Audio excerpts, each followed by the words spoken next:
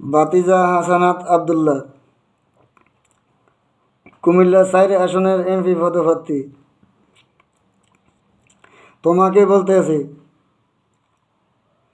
তুমি বলতে আছো ভিডিওতে দেখলাম তারেক রহমান সাহেব দীর্ঘদিন দেশের বাইরেই ছিল, দেশে আসার পরে এত ব্যয়বহুল খরচ কোথায় থেকে যোগান দেয়? তোমাকে আমি বলতে চাই, তোমার বাপ ছিল, তোমার বাপ রাজমিস্ত্রি, তুমি রাজমিস্ত্রির ছেলে।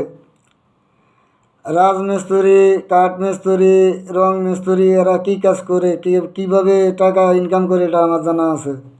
অন্তপক্ষে কেউ জানা না থাকলেও আমার আছে।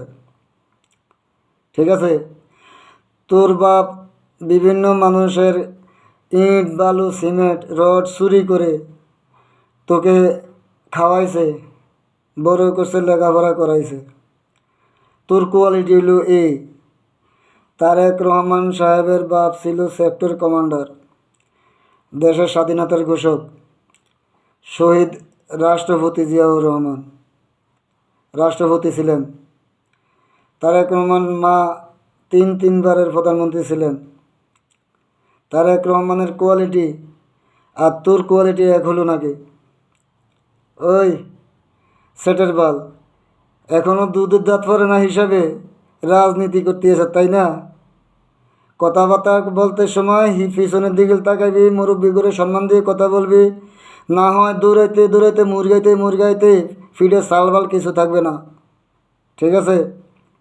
ওই সেটের বল, তোর কাছে কী জন্য হিসাব দিবে তারেক রহমান সাহেবের অর্থ যোগান দেয় কে, কোথায় থেকে আসে? তুই কোন সেটের বল রে? তোদের নিজের সরকার নিজে তেল দে। ফেনি ত্রাণ দিতে বলে যে 12 কোটি টাকা উঠাইছ, এই টাকা কী করছ? দুর্নীতি করস নাই?